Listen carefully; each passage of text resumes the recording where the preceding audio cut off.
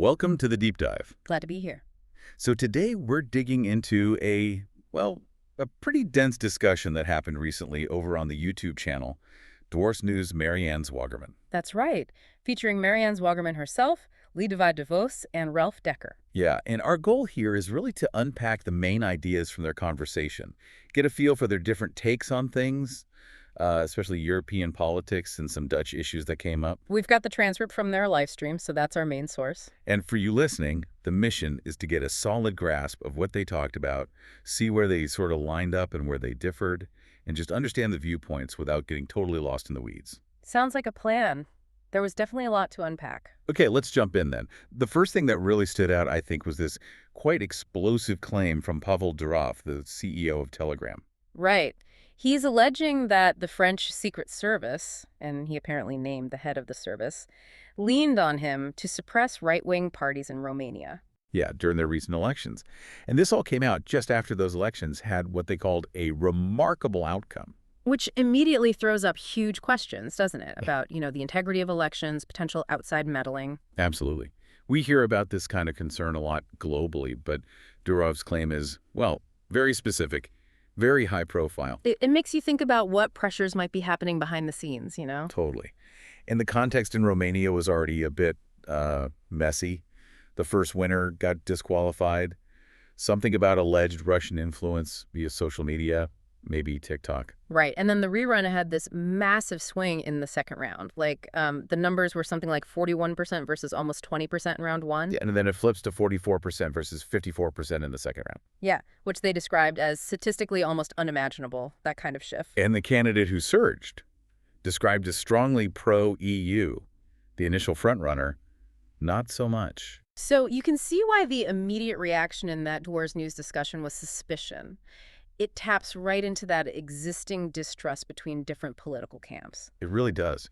And that dramatic shift, plus Durov's claims, well, it definitely fuels questions about how secure these electoral processes really are. And how much confidence people can have in them, especially when these kinds of stories emerge. Then the conversation took another sharp turn, didn't it? To an incident involving German participants heading to a remigration summit in Milan. Ah, yes. The report about them being forcibly removed from their plane by German police. Apparently even with weapons shown. That's how it was framed in the discussion anyway.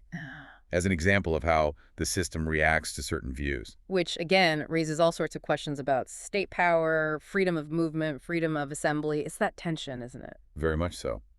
And how you see that event probably depends a lot on your own perspective. Definitely. And it kept coming back to Romania's importance. Because of its location, right. Bordering Ukraine, big NATO base growing there. Exactly, especially with the tensions with Russia. So the idea of potentially influencing an anti-EU candidate there takes on this geopolitical significance. It connects back to the Durov allegations and paints this picture of high stakes in Eastern Europe. They even made quick comparisons to older concerns about social media influence, like with Facebook. It really layers complexity onto it. Now, Marianne Zwagerman, she was obviously central. And it was mentioned she'd turned down invitations before, so her participation was notable. And she's just got that new Friday column in The Telegraph. Right. And a big chunk of what she talked about was this idea of disinformation, particularly around the drought in the Netherlands. Her argument being that, yes, climate change gets blamed, but maybe the real issue is more bureaucratic. Is that fair? I think so. She seemed to be pointing towards inefficiency, maybe mismanagement, as a root cause, rather than just climate change itself. Which is a common debate point, isn't it? Attributing complex problems, she's pushing for looking at the system, the structures. She gave that example of Rijkswaterstaat, the Dutch water authority. Said there are fewer engineers now, less than 5% of staff. But more psychologists and other roles. That's a striking statistic, if accurate. It feeds into her narrative about expertise. Yeah, and she used the Scheveningen riots, too. How the police followed a code yellow protocol, even when officers on the ground apparently saw things escalating faster. So, protocols over practical observation. That seemed to be the implication.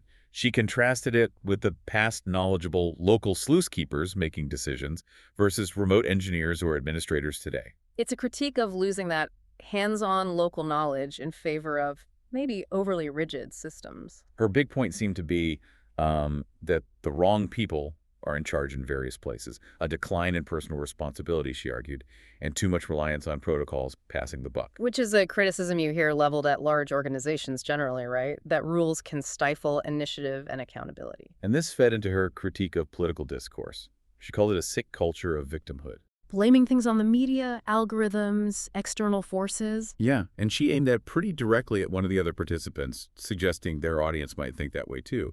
Contrasted it with, like, an entrepreneurial mindset. That's a pretty fundamental split in how people view problems, isn't it? Agency versus external forces. Then the mood shifted to frustration with Dutch politics. The feeling that despite the election result, Wilders' party being the biggest, not much is actually changing. Policies on immigration, climate, kind of just carrying on as before. That was the sentiment expressed. Yeah, and they mentioned how long it takes new MPs to get up to speed, like 4 or 5 years. Plus, many new ministers lacking even local government experience. The skating and yogurt analogy. That was vivid, trying to move, but getting stuck in the thick goo of bureaucracy. It speaks to that inertia, doesn't it? Even with a mandate for change, the system itself resists. They talked about specific hurdles, too, like those wind turbine distance rules from the old ministry, alleged partisan actions within the bureaucracy. Which suggests that changing policy isn't just about winning elections, it's about navigating and sometimes battling the administrative state itself. So the debate became about impact. Is the new coalition just, old wine in new bottles, continuing the same stuff? And what's the opposition's role in calling that out? Views differed on the nitrogen issue, too. Does it exist? What's its nature? And just the sheer difficulty of making big changes in a coalition. They used the pension law, the WTP, as a prime example. Right. A law passed even though most parties now in government were against it back then. That really highlights the compromises involved. There was also clear frustration about who the government talks to, like not engaging properly with farming groups like Agractia on the wolf issue, but talking to others seen as less relevant. And criticism of that whole Dutch poldering model, endless committees seeking consensus. That maybe just creates ineffective talking shops. The long, arguably failed history of trying to manage mass immigration came up too, commissioning reports that go nowhere. It's a critique of the process itself. Does the Dutch consensus model actually solve tough problems effectively, or does it just delay and dilute? Then one participant, reflecting on 8 years in Parliament, sort of conceded they hadn't had a majority for their agenda, But made that distinction between influence and power. claiming success in shifting the discourse, using the example of schools supposedly changing woke education because of parental pressure they helped foster. Which Zwigerman met with some skepticism, apparently. Is that it? Kind of reaction? Yeah. It led to talk about long-term strategy, building a movement, the long march through the institutions. A school initiative they proposed is still pending. But they pointed to their large membership, 60,000 people, as proof of representing a significant group, even without many seats. Contrasting that with lower numbers for established parties and unions, questioning their representativeness. Which is a valid question in modern politics, right? What does representation mean? Seats? Members? Online engagement? Then this stark contrast, that huge red line demo in The Hague about Gaza, maybe 100,000 people. And one participant admitted they'd basically missed it. It hadn't registered. Which sparked a discussion about its significance, historical peace movements in the Netherlands, and different takes on what those Gaza protesters actually wanted. It really showed how different groups can inhabit almost different realities, focusing on different events and interpreting them differently. The strategy debate picked up again. Does a very confrontational style actually shut down debate? Yeah. Alienate potential allies? They use the example of that Groenlinks professor, Smulders, who apparently criticizes wind and solar but feels marginalized in his own party. Suggesting maybe it's better to amplify sympathetic voices within other camps. That's a classic strategic dilemma. How do you challenge the status quo without completely isolating yourself? Then came the criticism of the Dwars News platform itself. Too much entertainment, an echo chamber. Not enough serious debate with diverse views. That was the charge. Which they defended, citing their reach and mix of content. But Zwagerman's business perspective came in again. Looking at the political parties' resources, membership fees, subsidies, maybe $5 million a year. And suggesting that money could build a serious media platform for substantive discussion rather than focusing on, say, guests who are just entertaining but politically ineffective. It's a clash of perspectives on how to use resources for political impact.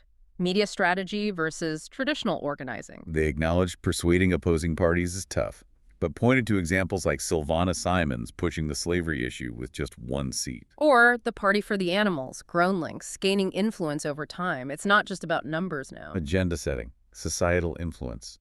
That's key too. One participant claimed their group was first to really challenge climate policy, mass immigration concerns, the Ukraine approach. But got accused of Calimero behavior. The little chick complaining it's not fair, victim mentality. Which they pushed back on, saying they were just explaining their view when criticized. So does their style open debate or close it? Huge disagreement there. Accusations of intolerance from the group and its supporters flew back and forth. The idea that people self-censor, afraid of being labeled if they express moderate views, that came up too. Leading to questions about the strategic wisdom of their whole communication style.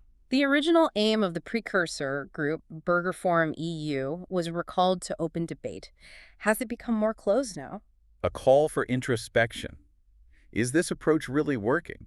And the claim that nobody voted for current climate or migration policies got challenged. Pointing out that, well, millions did vote for other parties supporting those policies. You can't just dismiss that. The tough, hostile atmosphere in Parliament was mentioned, finding a style that rallies the base but doesn't totally alienate everyone else. That's the trick. It's the eternal political balancing act, conviction versus coalition building. Right. Then, finally, they got to their lighter segment, Lise des Crant, Lise des Crant. Read the newspaper. Yes, the Quest magazine piece on snack cravings with Chef Ron Blau. And that little dig about Quest's past controversies, pseudoscience claims. Always good for a bit of trivia. And then the article about young women's sexuality in France. Based on a French study, yeah. Reported increase in women 18-29 not identifying as exclusively heterosexual. Like 19%. Compared to 8% of men uncertain about their preferences, though details were scarce. Size of study, trends for men. Not mentioned. And the researcher was apparently a lesbian. It led to reflections on how much more open things are now compared to the past. And somehow, a random tangent about 70s sunken seating areas, zitkulin. Huh? Yeah, that came out of nowhere. A moment of levity. Definitely needed after all that heavy political talk. They also tackled some super chat questions from the audience. Let's see. Can EU states still be called democracies? The answer focused on the EU being bureaucratic. Swagerman's earnings from clicks came up, leading back to the comparison between her media business and the political party's finances. A plea for them to debate more substantively, let each other finish speaking. A question about possible Israeli influence on European politics, which looped back to that big Gaza protest and different views on peace in the conflict. And some validation, too, a comment agreeing their COVID critique was a major impact. Though another noted Swagerman often critiques without stating her own position clearly. Always interesting to hear direct audience feedback like that. So wrapping up this deep dive.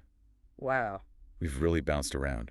Romanian elections, Durov's claims, Dutch drought, political strategies, media echo chambers. Victimhood culture debates, membership numbers versus seats, Gaza protests, snack science, shifting identities. It's a real snapshot of interconnected, complex issues.